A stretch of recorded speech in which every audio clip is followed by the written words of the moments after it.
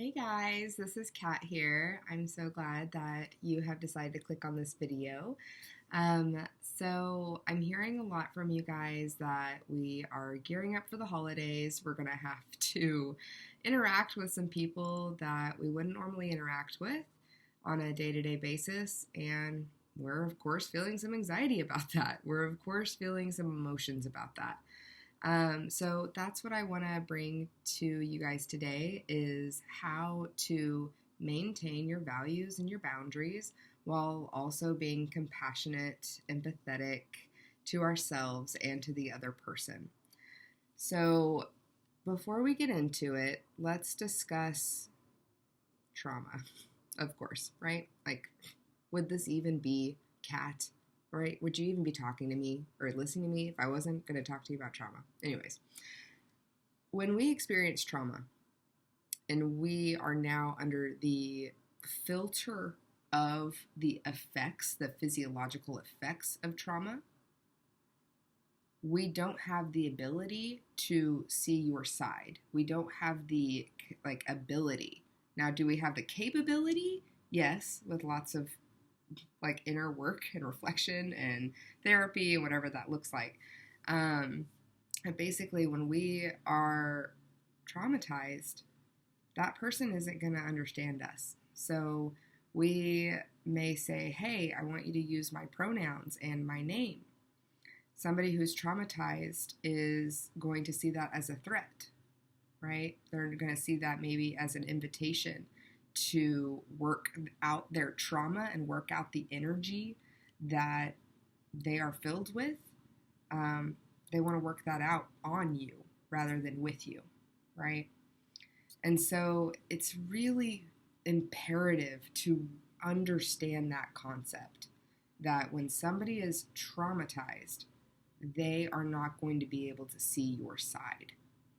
And we get the opportunity to learn how to be misunderstood and still feel secure. I know. Okay, I can hear you now. I know, this sucks. But it is also really helpful once we get into the movement of it. Okay, so I'm going to share an example with you guys on what this has looked like for me and what I think it could look like for us when we're having these discussions with our folks, right? So years ago, let's see which story I want to share. Yeah, we'll share that one. Okay, so years ago, we're at the Thanksgiving table. Everybody is giving thanks. Everybody is doing well and fine.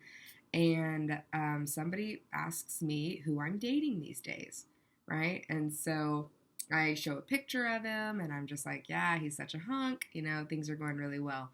And this particular relative of mine did not like the skin color that this man was born in. And so, of course, there was a comment made that was really hurtful. And I just told him, right? I just told my relative, I don't find that funny.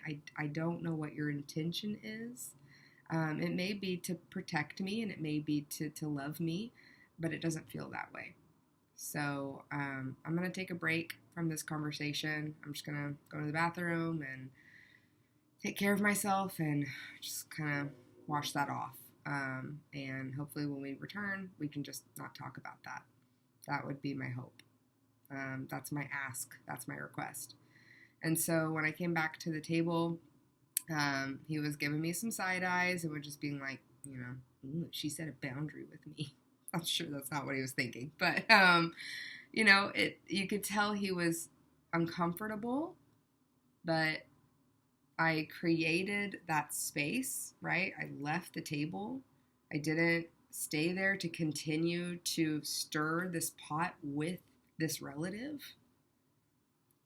I held my boundary and I was also really compassionate. And so that's really what we're learning how to do learning how to communicate with people who are still in their trauma chains, right? You guys know what it's like.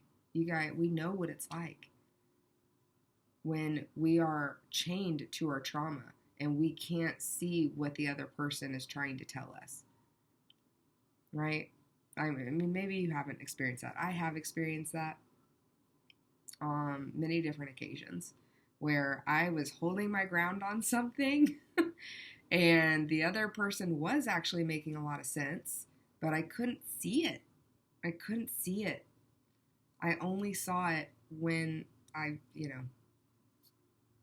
only saw it when I learned from my own mistakes, when I saw the patterns myself and developed a new way of being, right?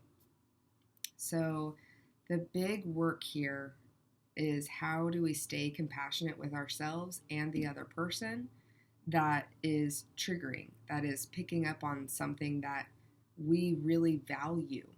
Like, I really value racial equality and equity. That's what I value. That relative didn't and was very clear and open with that boundary and with his value. Thank you for sharing. Here is mine. Now I don't want to engage anymore. There's no reason. This isn't the time or the place. We're at Thanksgiving, right? We're here to spend time with family and to practice gratitude, which is what is gratitude, right? Like, it's seeing what is there instead of what isn't. And I had to make the choice to see that relative as my relative and someone that I've had incredible conversations with. Incredible. Like, ugh, what a wealth of information he has. Wow. And I had to choose to see that, but I couldn't do that until I was regulated. Because when he said that, everything in my body wanted to bite his head off. I'd just be really honest. I didn't want to I didn't want to bite his head off. I just wanted his head gone. I just wanted it gone. I didn't want to do it. I was just like, wow. Like, how could you even say something like that? Those were my immediate reactions. But I knew those reactions. I'd gotten a lot of practice, right? So this is practice. Hey, I've been in many situations where I just react. And now the entire table is like, what's going on? Oh my God, we can't have one single dinner together. And it's like, it's a scene, it's a catastrophe. And then it's really hard to kind of get back into that space of gratitude with everyone. So I really did have to make that conscious decision of saying, I don't really see it that way at all. And it hurts and sucks that we do not align on that value. But that's okay. I'm just going to go to the bathroom and take care of myself, wash my face, and in that bathroom, what did I do? Oh man, I didn't go to the bathroom. I went into a bedroom and I grabbed a pillow and I screamed in it. I grunted really loud. Of course I did it in a pillow so that, again, like, what is my responsibility in not just keeping the peace, but ensuring that, like, we're still focused on what the intention is here. The intention is to practice gratitude with family members. And most likely there is going to be a time where I could have called that relative later. Did I? No. But where I could have called that relative later and said, hey, okay, let's talk about this. Okay. But I knew that wasn't the time and place. So I screamed into a pillow. Then I went to the bathroom. I washed my face like 7 or 8 times, just water pouring on it. And then I started my breathing, right? So I grabbed onto the counter and I was just like, I'm not going to do this here. I'm not going to spew my beliefs and my values. I'm not going to try and teach him another way of thinking. He's not open. He's under the guise of trauma. He's not based in love and trust and truth and equality. He's based in fear and pain and distrust and inequality. And my reactions is not going to change where he stands. My love over time consistently may influence his position, but it won't be me that changes it. it'll be maybe an influence that he'll use with other influences to maybe, create some space. And so I know this conversation is hard and it's challenging. And maybe what I'm saying, you're like, you make it sound so easy, Katt. It's not. It's a real challenge because we feel the physiology of when we're triggered. And it is hard to keep those reactions in and take them somewhere else. It is a challenge, and I know that, and I will not understate it. It is a challenge, and we're going to be up for it. Because at that time, we experienced a lot of joy for the rest of that meal. I chose to see what was there instead of what wasn't. And that is really the big key takeaway from this entire video I'm going to make, is when we are spending holidays with family members or other people that we just don't typically see day to day, it is going to be unpredictable. So having a plan for how you'll cope with that unpredictability, it's really important, because what you don't know can hurt you. And if you don't know how to cope with yourself, with your emotions when they are triggered, then there's going to be a lot of pain and suffering, not just within you, but maybe even spilling out for others to see or share. And so, I know, tough stuff. So, hopefully that really creates a clear picture for how we will be responding to certain situations. There's a lot of things that can trigger our emotions. And basically what it comes down to is our values. When our values are being stomped on, or it feels like they're getting stomped on, then we're going to be reactive. Our emotions are going to come up to save the day. But unfortunately, those reactions from the limbic system don't save the day, right? They just get us to feel heard by ourselves. And so if you're going to hear yourself and be there for yourself, we don't always have to do that in front of our loved ones, in front of people, or in front of people we don't love or care about. We have the opportunity to go inward and to take that alone time to experience our emotions, because they are ours. They're not that relative's. They're ours. And we get to be the witness to them. I mean, how honorable is that to yourself? Like, okay, they can see, and he visibly saw that I was triggered and upset. I mean, this is what my face looked like. Probably something like this. Have you ever seen me make that face? Probably not. So I was disgusted, right? I mean, I was really, really upset.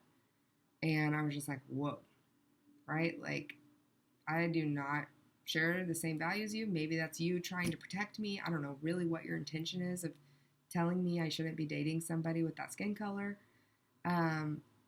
But it's not well received. So I'm going to go take a break. And when I come back, let's move on. Let's not stay on that topic. It's just not worth it. And went and took care of myself, returned. He was visibly uncomfortable. But I just was like, okay. And then obviously I wasn't really talking to him anymore. I spread my energy. I shared my energy. I didn't spread it. I shared it, right? With people who were respecting me, who were loving me, and who were also in line with gratitude, because that was the intention for that space and that time and that meal.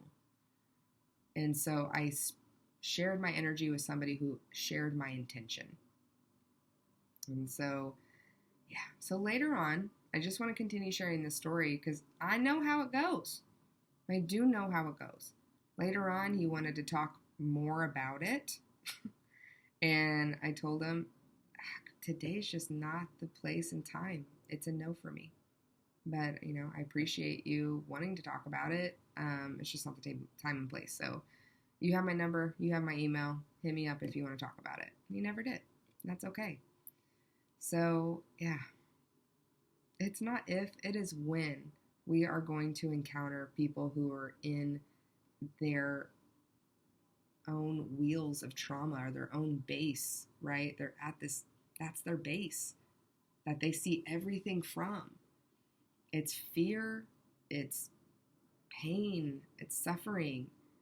And on top of that, what they are showing you is, defense or cockiness or avoidance, or maybe they seem really, really shut down. And so that's how they're going to appear.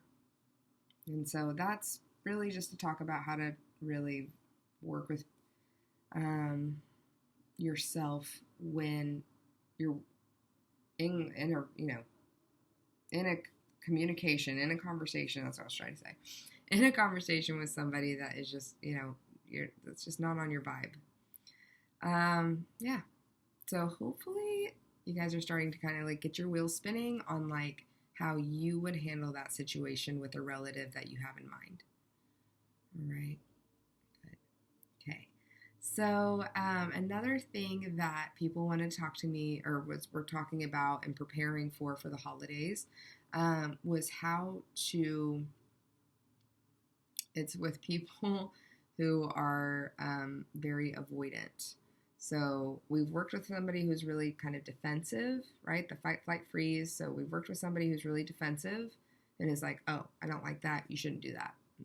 Okay. Compassion, go regulate and reaffirm what you're there for. Reaffirm your intention and share your energy with others who share that intention. If no one shares that intention with you, everyone is just down to fight and be irritable with each other. And yeah, that just doesn't sound like an environment that you can be in. Like physiologically, like that's going to do harm to you. So I'm not going to give you advice, but I wouldn't put myself there.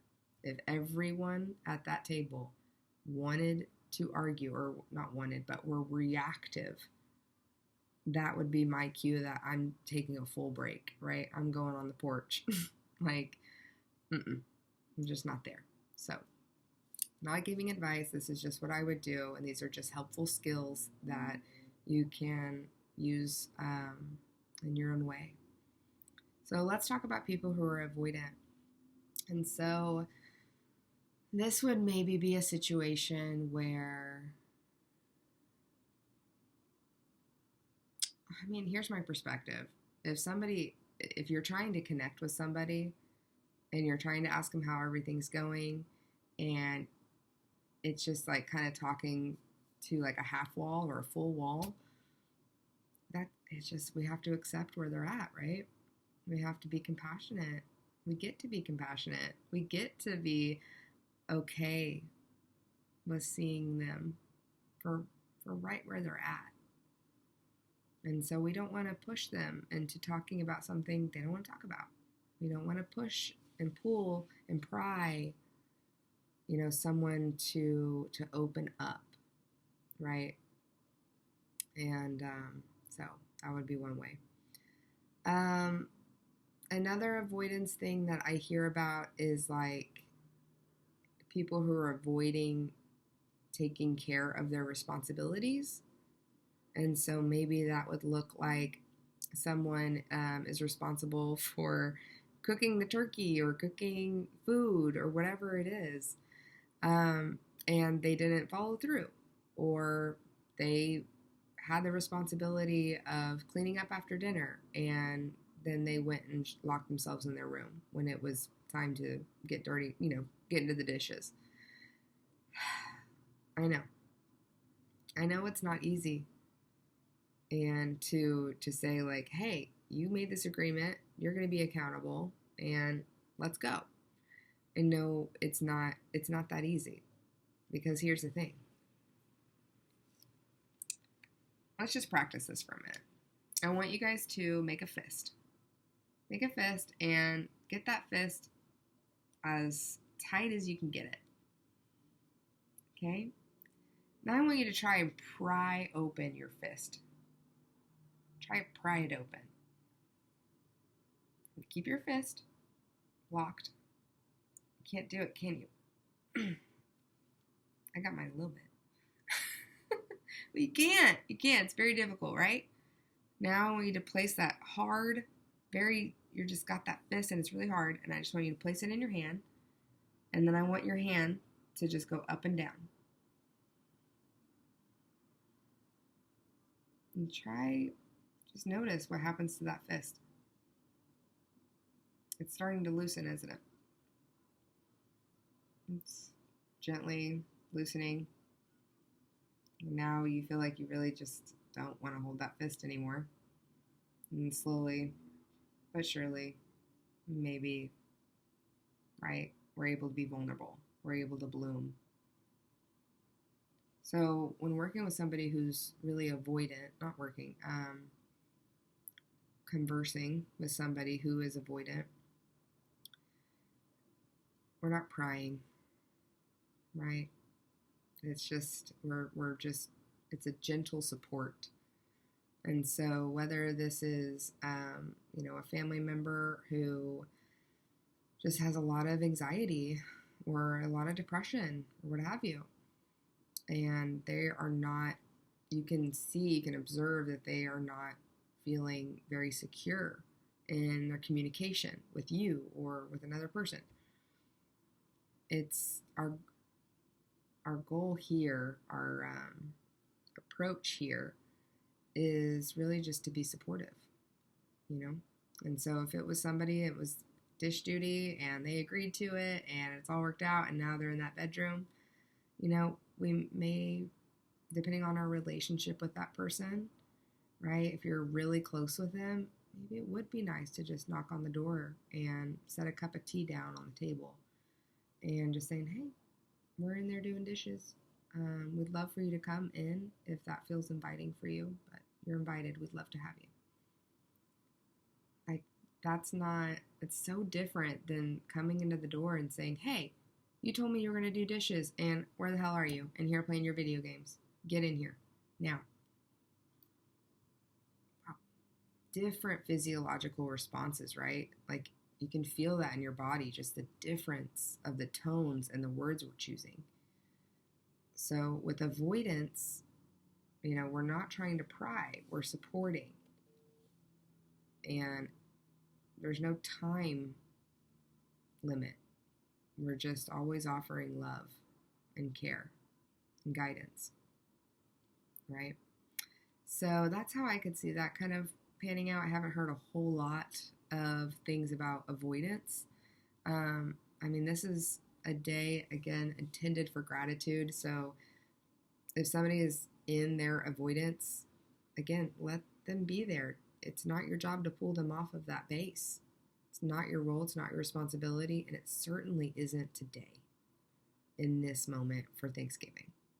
So, yeah. Shut down. So freeze. And somebody you can tell is just disassociating. What? What'd you say? Huh? Oh, sorry, I wasn't listening. Sorry, I wasn't paying attention. Oh, God. Where were we? Right? That's kind of what disassociation would look like. Again, it's just compassion, right? Like, oh, no, it's okay. I was just talking about this, and that. Let's not take it personally when somebody disassociates. Let's not take it personally when someone their train of thought veers off to a completely different station. We can just really appreciate the joy in that, really, appreciate how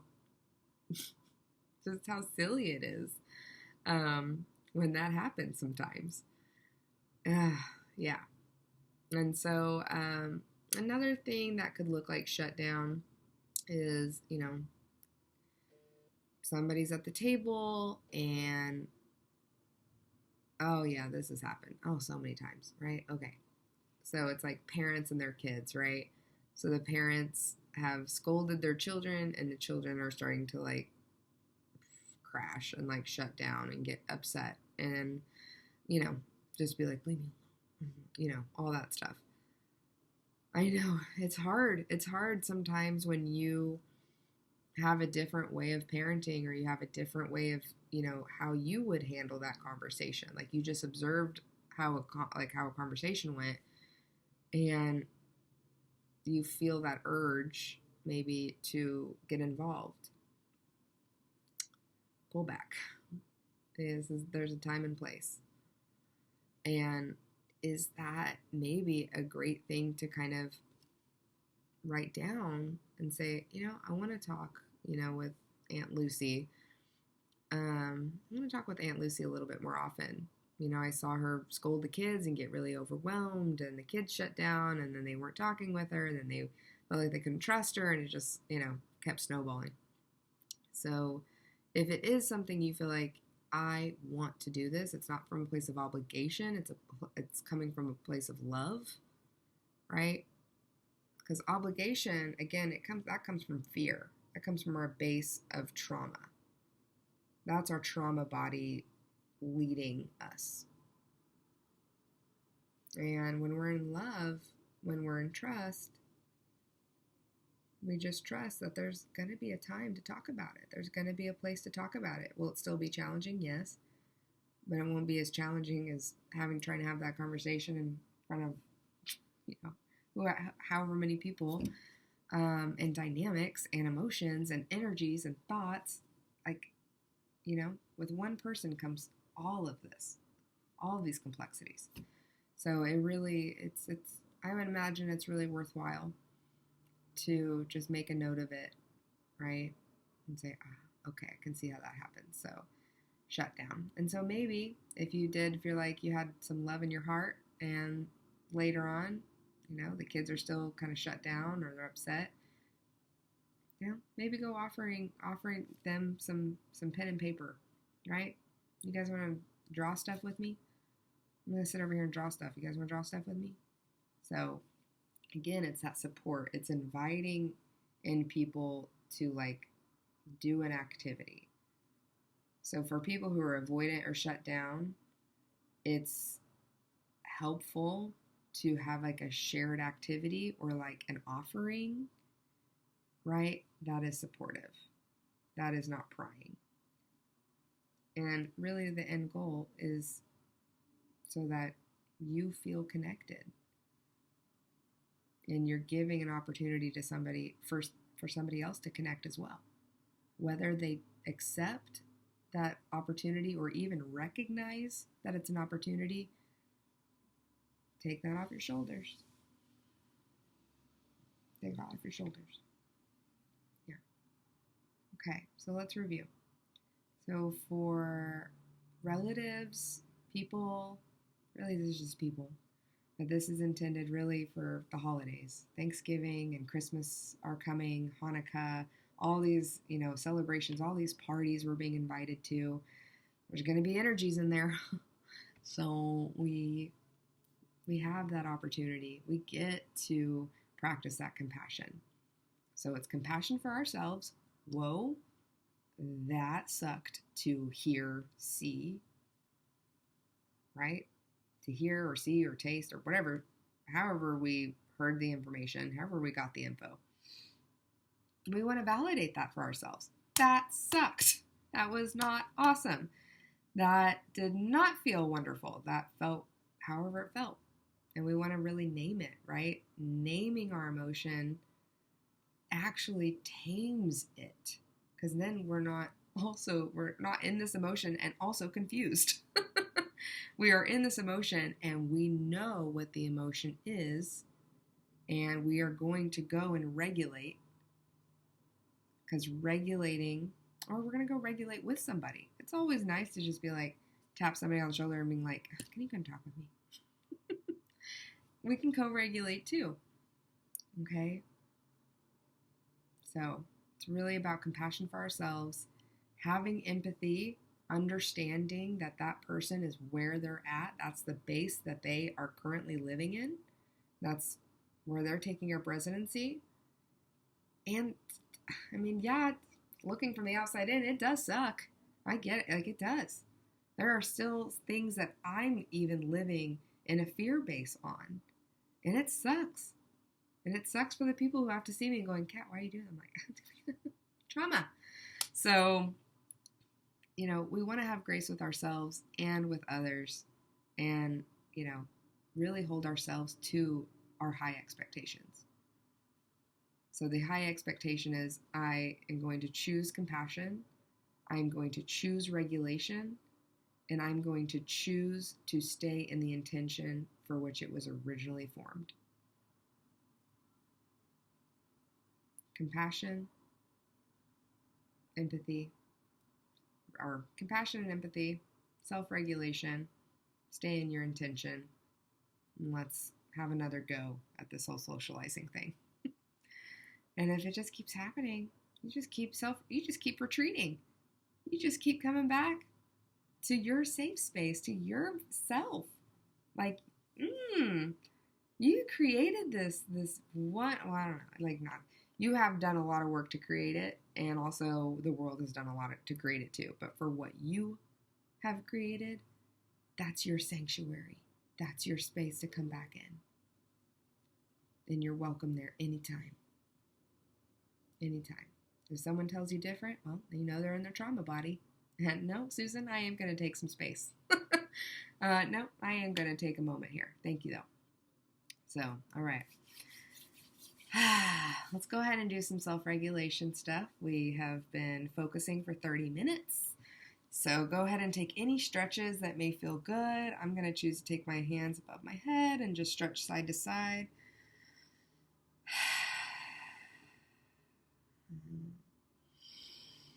Try and take really nice, easy breaths, making them as deep or as shallow as you'd like. I'm going to take my arms down. I'm going to really pull them down. I'm going to take my nose into some circles here. Inhaling one way, exhaling the other.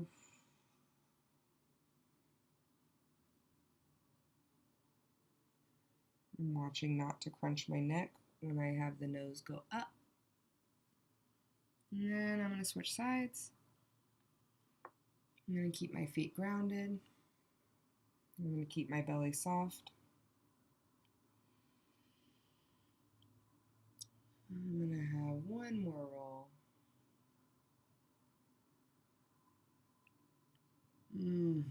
That feels really good. Nice. Regulation, man. That's the jam. That's the jam. So we're just sitting here breathing. You're just letting your belly kind of flop open, just be really soft. Wherever we feel tension, we're just melting it into the earth. Good. All right. Let's take one more big stretch.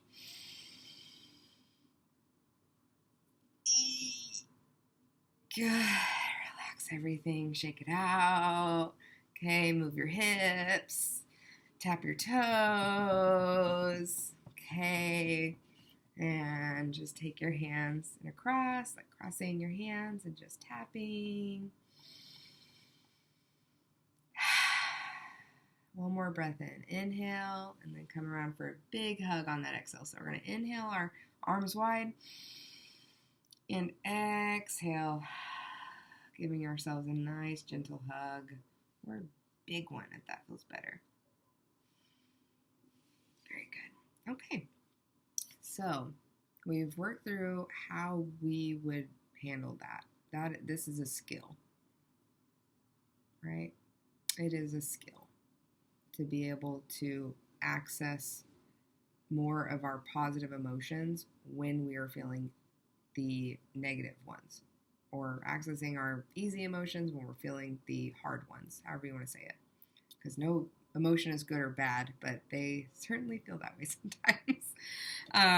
So just to say there's no judgment on emotions. That's the whole point of that. Okay, so let's talk about our values And that will be it for today. So, values. There's lots of them, but the ones I want to talk to you guys about today, there are 5. There is feeling valuable. Okay, we do not place our value on being understood. We do not place our value on being in connection all the time with other people. We place our value in knowing that I inherited my worth by just being alive. I didn't have to do anything else. I didn't have to be anyone else. All I have to do is be alive, and I have value. I have worthiness. I have self-esteem. I do not have to have this relative understand me in order for me to feel valuable and to be esteemed. Okay, so that's value number 1. Number 2, I have a value that I deserve to feel to have access to feeling vulnerable and protected. Right? And that is boundaries. So that relative, right, he touched on something that felt very vulnerable for me, and I protected myself with boundaries. My boundaries always include compassion for myself and the other, and empathy. They always include self-regulation. Okay? And they're going to include me setting an intention and doing my best to stay in the comfortable container. It's not always comfortable, but staying in the container of that intention. And when I spill out of it, I'm going to go self-regulate. I'm going to have some self-compassion. And I'm going to get back in that intention. So I have the right to feel valuable, and I have the right to feel vulnerable and protected. I also have the right to know that reality is really imperfect and that I'm not going to get it right. And they're not going to get it right. We know that perfectionism and carelessness is poison to our connections with others and with ourselves. So reality is going to be imperfect. There was a plan, and now the plan has evaporated. So we can laugh. We can just go, that's life. That's imperfect for you. You know, we have the right to know that reality is really imperfect and that things are not always going to go accordingly. And so that's perfectionism. And we have the right to have some care and consideration for how we may be coming off to someone else while sharing something that we're interested in or uninterested in. So it's not to be perfect, right? Like are we ever just going to be in this perfect balance? Hell no, right? We're just going to keep practicing the muscle of knowing things are imperfect and that people are imperfect and that we are imperfect, and practicing acceptance with that. So we have the right to feel valuable. Just all we had to do is be born, and boom, we're valuable. Okay? We have the right to feel vulnerable and to share our truth and then go and protect ourselves. We have the right to know that reality is imperfect. It is not perfect. And we'll just do our best with what we've got. And sometimes that's not going to be enough. And we can learn how to live with that and accept that. I know it's a challenge sometimes, but we can do it. And also in imperfection, that's forgiveness. So forgiveness, it doesn't mean giving them chance after chance after chance, but forgiveness just frees up your space, because when your opposite of forgiveness is resent. So we all know what that feels like. So, all right. We also have the right to be interdependent. So we do have the right to say, to ask for help. We have the right to say no when someone asks for our help, or yes when someone asks for our help. We have the right to ask for some time. Give me a few minutes to think about that. Let me get back to you. So we have the right to practice interdependency. It's okay to be taken care of too. It's okay to be taken care of too. It is. Got a lot of caregivers on my caseload. That's why I'm really emphasizing that. Yeah. And if that means that you're asking for help and they don't know how to take care of you, you also have the right to be very clear in what will feel like reliability. What will feel like this? So an example I can give here is, let's say somebody can't host the dinner anymore and somebody's asking you. And you know damn well that you do not want to host that dinner, and it will feel like an obligation and not feel like out of the kindness of your heart. It's okay. It really is okay to say, gosh, I'm so sorry. This year's just not going to work for me, but I really appreciate you thinking of me to ask. I think that's, wow, what a compliment. So it's okay. It's okay to say no. It's okay to say yes. It's okay to ask for help. It's okay to give help. It's all okay. There's loads of permission there. So we have the right to be interdependent. So codependent would sound like, oh yeah, sure. I'll figure it out. Sure. Okay. Mm-hmm. And then that's the energy that we're working with. That's the energy that we're inviting people into our home with. So it's not codependency. It is interdependency. Maybe it's, I cannot host it this year, but I think our cousin will. Stepping up a little bit to the plate where we can to start looking, hey, I can't, but how can I help? Interdependency. It's okay for others to lean on us. It's okay for us to lean on others. And finding that, I know I'm going to say it again, balance, right? But it's okay. It's okay to keep practicing with that. And it's worthwhile to learn how to not take things personally when we depended on somebody and they fell through. And if it's a consistent thing, that's something else, okay? But if it's just like a one-time thing, we can learn how to not take that personally. Okay.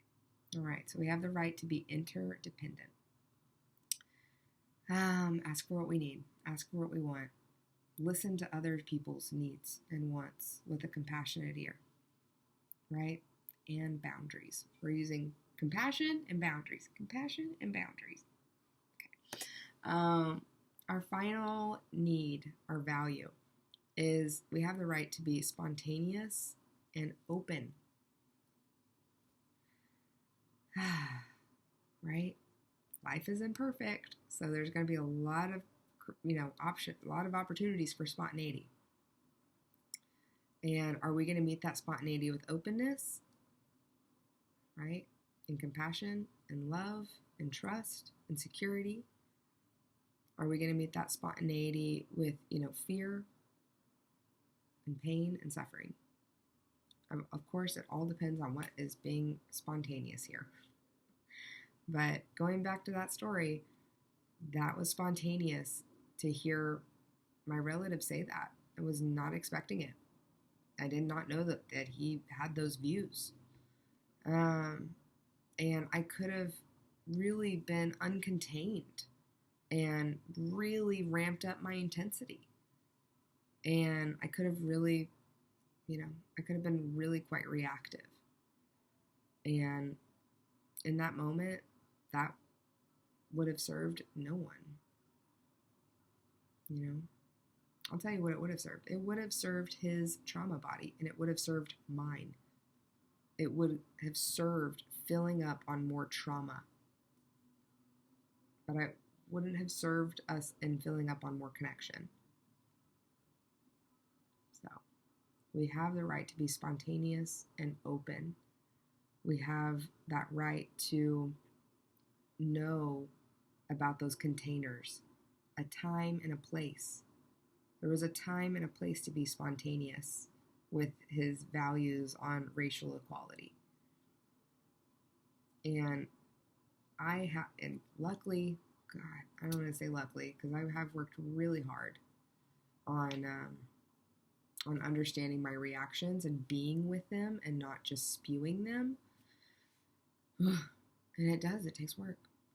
But yeah, but I was able to moderate myself and be with my reactions, be with those emotions. And therefore, I was able to continue being open and spontaneous after the fact, after I regulated myself. So we have those 5 values. And if we can hold these dear to our hearts as often as we possibly can, I mean, I feel better by holding these 5 values. And I think that's where I'm coming from. It's really just from learned experience. It's not because I have some big fancy degree. It's because I've sorry. It's because I've worked really hard. It's because I've worked really hard. In all of these things I've talked about today. So, thank you so much for watching this video. We're going to end with a short gratitude practice. And I hope you all have wonderful holiday seasons. So yeah, let's go ahead and begin. So we're going to go ahead and find a seated position. And we're just going to spend a couple of minutes here, and then we're going to hop off. So this is going to take too long. Just see if I can clear it. There it is.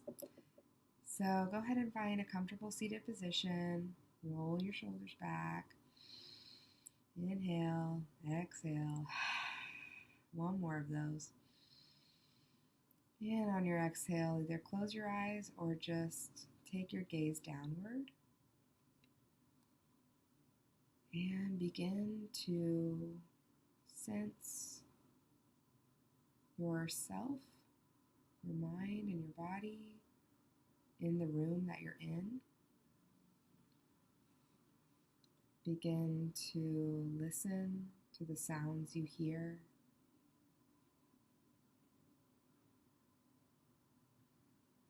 Can you identify the sounds that you hear?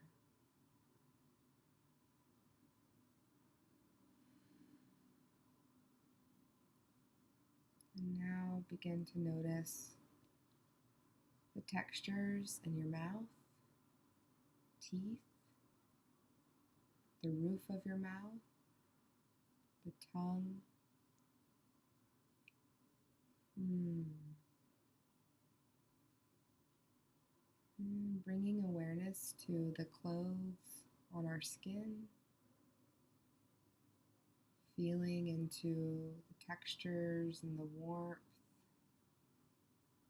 or the coolness that we feel against our skin.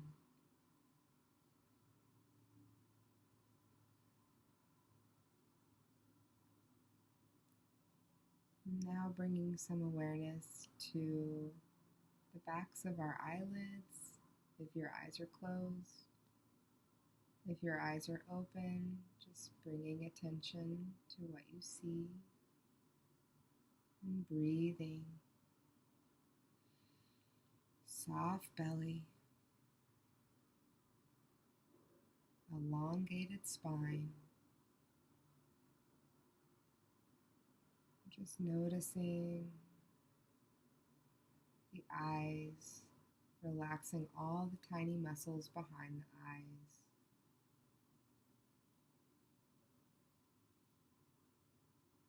Okay.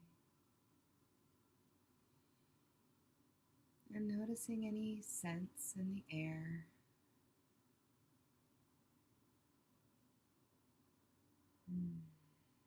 Wonderful.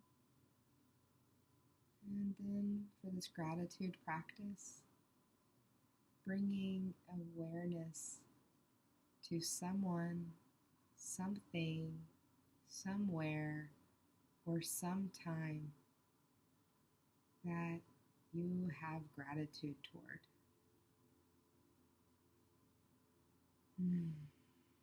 Letting yourself soften into this feeling or image.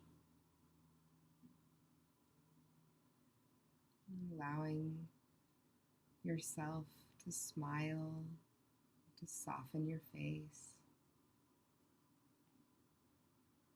Smiling as softly, or as moderately, or as strongly as you feel invited to.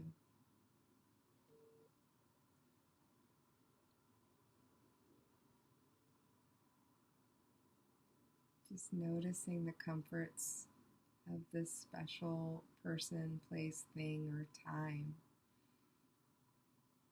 Just really paying gratitude toward it. Thank you. Thank you so much for existing. Thank you so much for happening. Thank you so much for being who you are.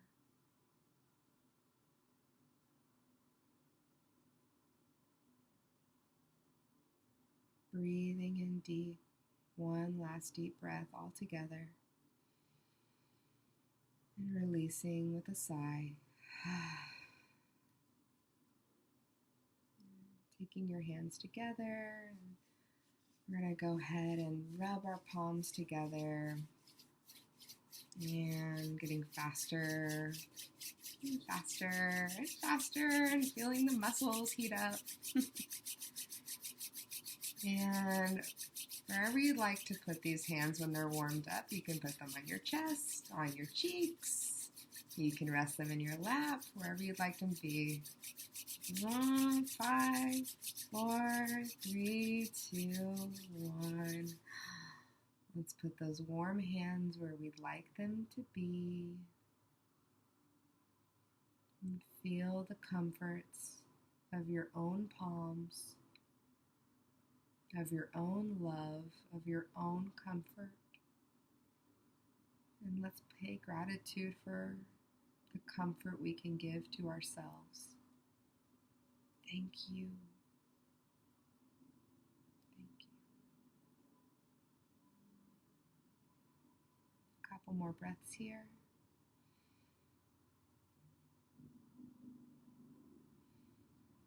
And release. You can slowly begin to wiggle your toes, your fingers, and slowly begin to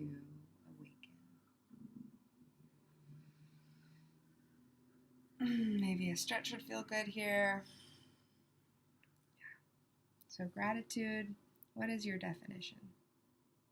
We've just talked about it for a good long while, so that is this week's homework. Is what is your definition of gratitude? Mine, I will tell you a reminder. I'll remind you again. It is gratitude is noticing what is there instead of focusing on what isn't. Gratitude is a focus. It's a paying attention. That's what it means to me. So I'd love to know what your definition of gratitude is and how it showed up for you this week as you practice these, living inside of these values and living inside of compassion. So thank you guys so much. I wish you well. I wish you love. I wish you peace. And I'll see you again soon.